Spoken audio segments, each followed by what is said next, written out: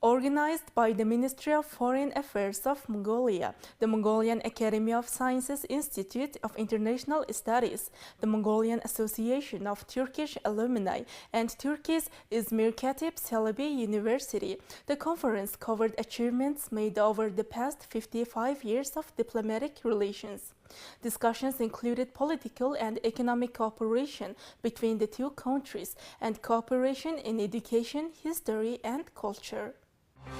State Secretary of the Ministry of Foreign Affairs of Mongolia, Anhoir Nyamdarch, opened the conference, noting its significance in evaluating the achievements of bilateral relations between Mongolia and Turkey and determining future trends. State Secretary Anhoir underscored that relations and cooperation have been expanding in essential social and economic sectors, and that Mongolia hopes to elevate relations and hold high-level visits in the near future. Ambassador Extraordinary and Plenipotentiary of the Republic of Turkey to Mongolia, Zafer Atesh, highlighted that political relations have intensified since 1990, leading to reciprocal high-level visits between the two countries.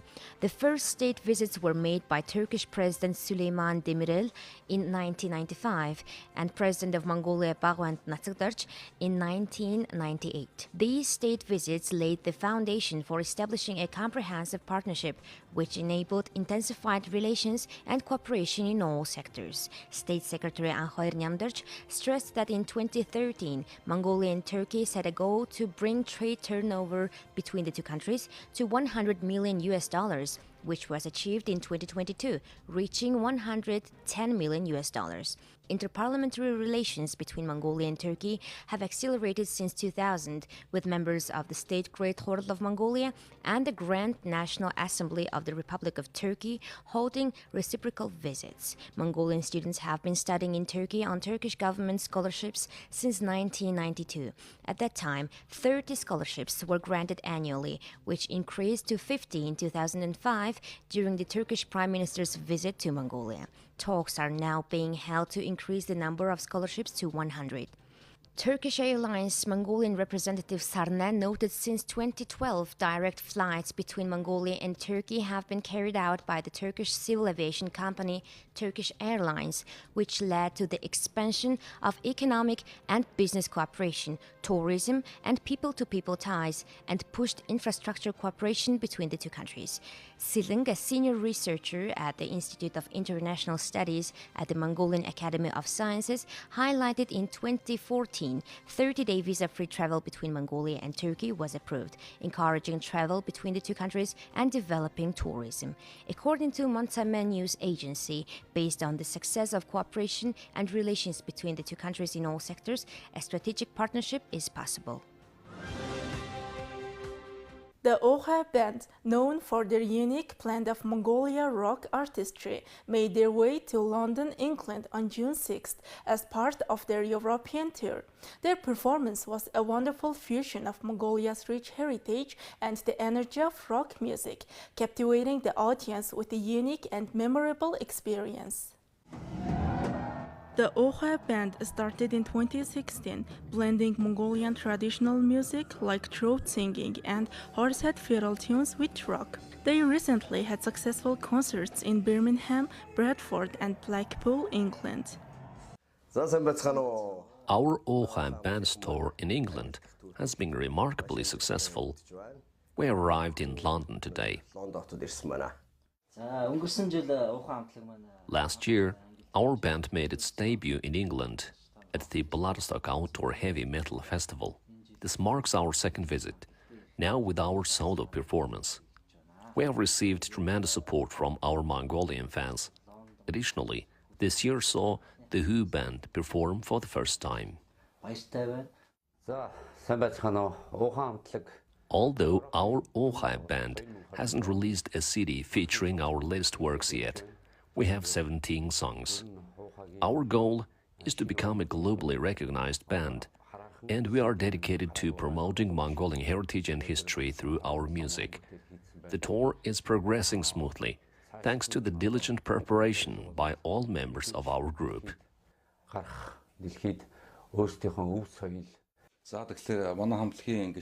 Our band members deliver electrifying performances filled with energy on a stage.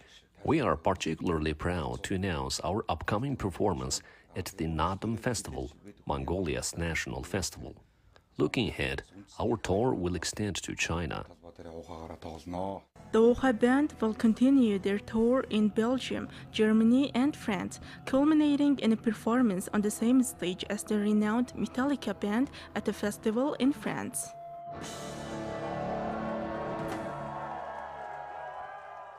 Now let's take a look at Mongolian current affairs. President of Mongolia Khurelsukh will pay a state visit to the Republic of Uzbekistan on June 23rd through 26th at the invitation of the President of the Republic of Uzbekistan, Shavkat Mirziyoyev.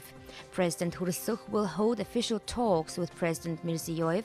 The President will also meet with the Chairman of the State Senate of the Ali Majlis of Uzbekistan, Tanzila Norbayeva, and Prime Minister Abdullah Nigmatovich Aripov to discuss expanding relations and cooperation in regional and international arenas. The state visit is the first high-level visit since diplomatic relations between Mongolia and the Republic of Uzbekistan were established in 1992. Governor and Mayor of Ulaanbaatar, Nyambatar Khishke, received a delegation headed by Bok Chul-song, the president of the Busan Economic Promotion Agency in the Republic of Korea. The two sides discussed cooperation to promote small and medium-sized enterprises and services. Mayor Nyambatar said, since Ulaanbaatar and Busan established friendship relations in 2016, it has advanced to a comprehensive partnership, developing cooperation in education, culture, the arts, and tourism. For instance, last year, Ulaanbaatar Small and Medium-Sized Enterprises and Services Support Center and the Busan Economic Promotion Agency established a memorandum of understanding and are expanding bilateral cooperation. To develop tourism in Ulaanbaatar, I believe we should cooperate further with Busan to boost SMEs and services in the seafood industry. Bok Chul-song expressed interest in providing all-around support to strengthen bilateral cooperation.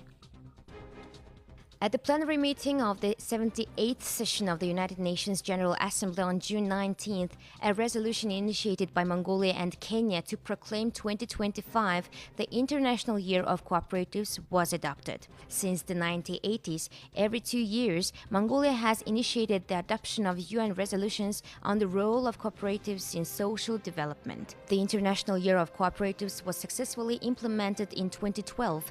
Based on the achievements of previous years, 2025 will be the International Year of Cooperatives to support the development of the global cooperative movement and enhance their contributions to the implementation of the 2030 Sustainable Development Agenda.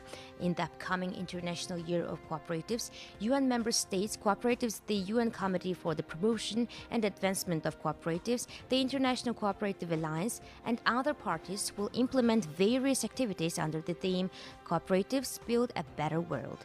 The Ministry of Foreign Affairs noted that some International Year of Cooperatives activities are aligned closely with the government of Mongolia's new cooperative Wealthy Herder program. The first phase of the Tavn Talga Deposit's 30 million ton coal enrichment plant project has concluded. A ceremony for the launch of the plant's initial production, testing, and the adjustment phase was attended by Deputy Minister of Mining and Heavy Industry of Mongolia, Oyung Bolt, CEO of Erdenesmalt Group, Narantsacht, Deputy Head of the Cabinet Secretariat and Chairman of the Board of Directors of Erdenes Talga JSC, Byamsurung, Acting Director of Narinko International Cooperation Corporation, Yang Xiao King, and Acting CEO of Erdenes Talga JSC, Mukhchargal. The ceremony marked the start of the plant's initial enrichment operations. Thank you for staying with us. Now let's take a look at currency exchange rates provided by Mongol Bank.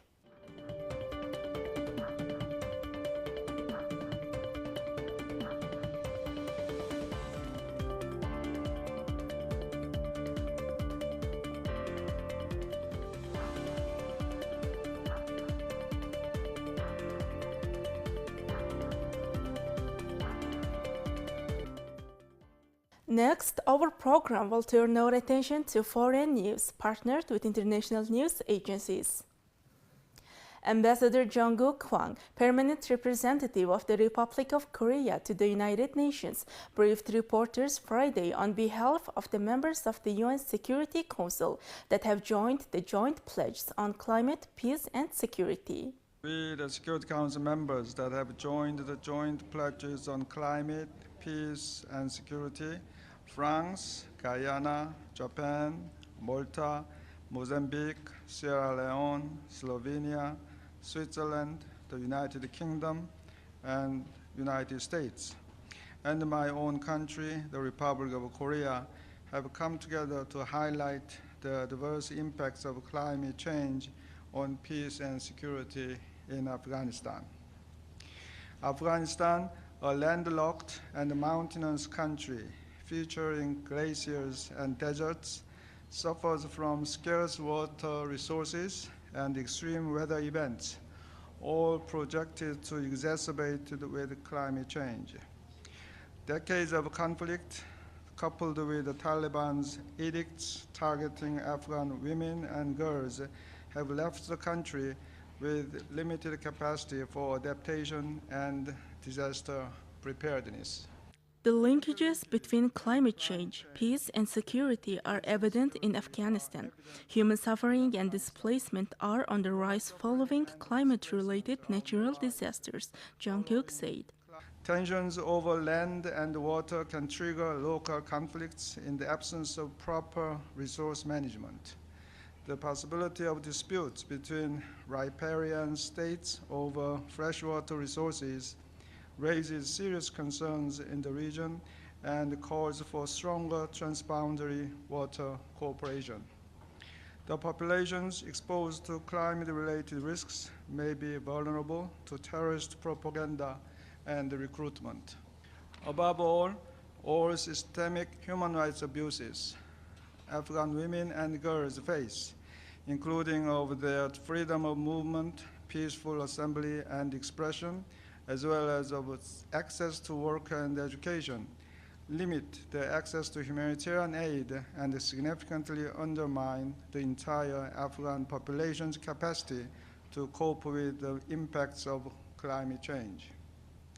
We reaffirm their indispensable role in conflict prevention and peace building and the importance of their full, equal, meaningful, and safe participation in public life. We are committed to integrating the climate, peace, and security nexus in our deliberations regarding Afghanistan on the Security Council. The members joining the pledge are France, Guyana, Japan, the Republic of Korea, Malta, Mozambique, Sierra Leone, Slovenia, Switzerland, the United Kingdom, and the United States.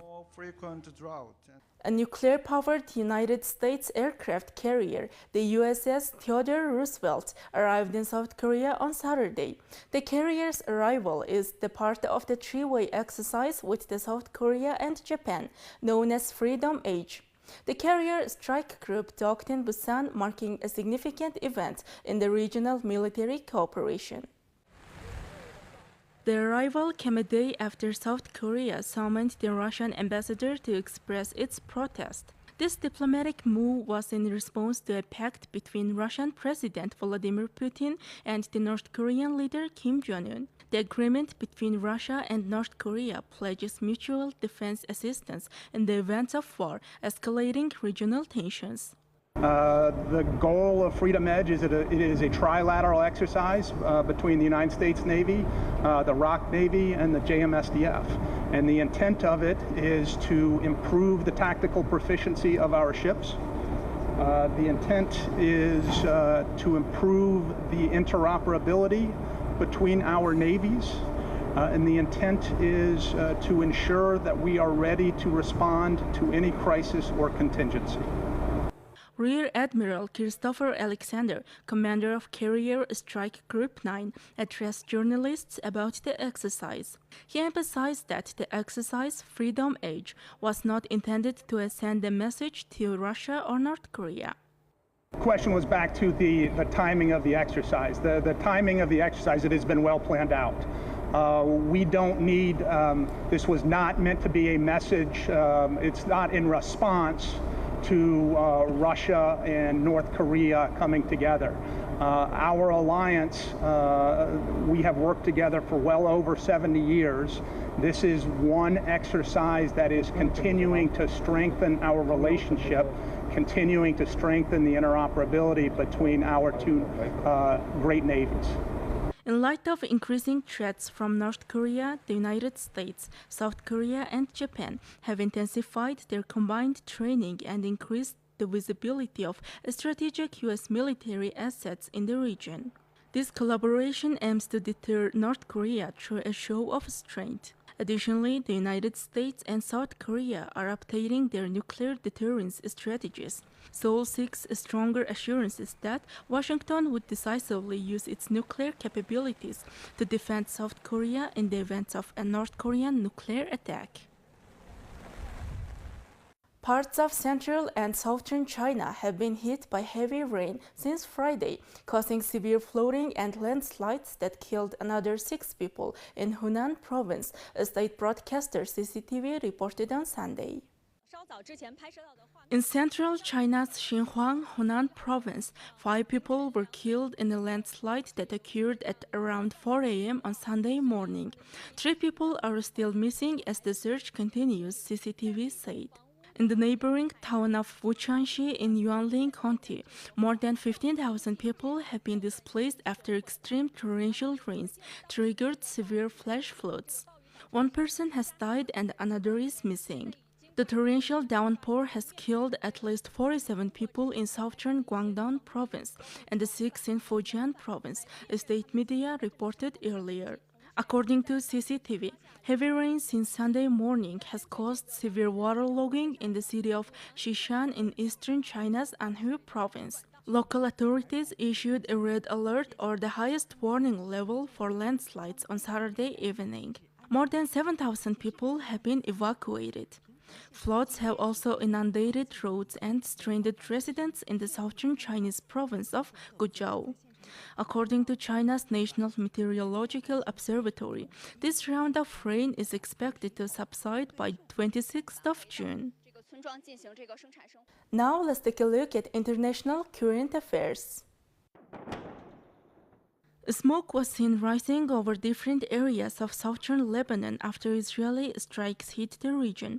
On Sunday, the Israeli army reported that its fighter jets struck a Hezbollah military structure in Qiyam and Remia, and the artillery was fired toward Alma el-Cheb. Lebanese state-run news agency stated that Israel targeted forests in the border town of Kfar Kila with phosphorus bombs, causing fires. Hezbollah claimed responsibility for 3 attacks on Israeli posts in the Sheba farms, resulting in fires and infrastructure damage. The exchanges of fire between the Israeli military and Hezbollah have been ongoing since October 8, following the outbreak of the Israel-Hamas war.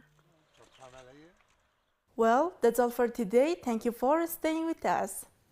We will see you on Tuesday with more news and updates. Goodbye.